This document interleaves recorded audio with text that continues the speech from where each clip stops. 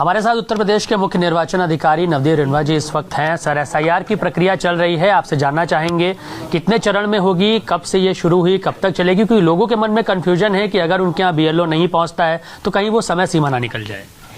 देखिए, हमारे 2 चरण हैं इसमें। पहला तो है 4 नवंबर से शुरू हुआ था और 4 दिसंबर, जिसमें हाउस टू हाउस बीएलओस को जाना था और घर घर जाके जो 2025 की वोटर लिस्ट में जिन मतदाताओं के नाम थे उनके एन्यूमरेशन फॉर्म उनको जाके उपलब्ध कराने थे और फिर उन मतदाताओं के हस्ताक्षर किए हुए एन्यूमरेशन फॉर्म वापस कलेक्ट करके 9 दिसंबर को हमारी ड्राफ्ट वोटर लिस्ट यूपी की प्रकाशित होगी। दूसरा चरण फिर 9 दिसंबर से शुरू होगा, जिसमें ऐसे लोगों को, ऐसे निर्वाचकों को जिनके फॉर्म तो आए लेकिन उनका 2003 की वोटर लिस्ट में नाम नहीं था, उनको एक नोटिस जाएगा। उनसे अपेक्षा की जाएगी कि अगर उनका 2003 की वोटर लिस्ट में नाम था तो वो डिटेल बताएं, या एक 13-14 डॉक्यूमेंट्स की एक लिस्ट है वो अवेलेबल कराई जाएगी, उनमें से कोई एक दस्तावेज दे दें। महत्वपूर्ण ये है कि जो पहला चरण है 4 दिसंबर तक का, इसमें कोई भी दस्तावेज ना तो मांग रहे हैं वोटर से और ना ही ले रहे हैं। बीएलओ को ये इंस्ट्रक्शन है कि इसमें केवल और केवल जो गणना फॉर्म है वो हस्ताक्षर किया हुआ वापस लेना है। हस्ताक्षर वोटर स्वयं कर सकता है या परिवार का कोई वयस्क सदस्य भी कर सकता है।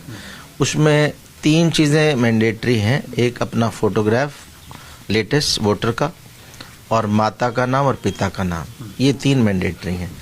ये 3 के बाद हस्ताक्षर करके दे देंगे तो नाम आपका ड्राफ्ट वोटर लिस्ट में आ जाएगा।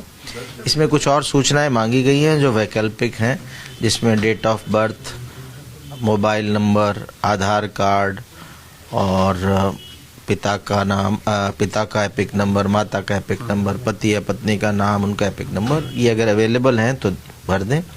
अगर नहीं है तो केवल माता पिता का नाम लिखें, अपना मोबाइल नंबर भर दें, जिससे कल को नोटिस वगैरह में भी और बाकी में सुविधा रहेगी, और फोटोग्राफ और साइन करके दे दें।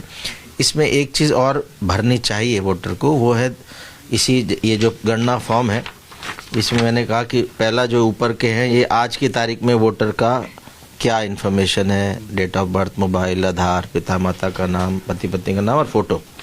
और उसका जो सेकंड हाफ है नीचे वाला, उसमें से 2 कॉलम बने हैं, लेफ्ट में और राइट में।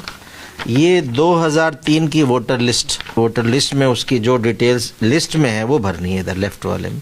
ये अगर भर दी तो राइट की ज़रूरत ही नहीं है, तो काम पूरा हो गया। ऐसे वोटर को कोई भी नोटिस नहीं जाएगा। युवा वोटर जिनका 2003 में नाम नहीं था, वही लेफ्ट वाला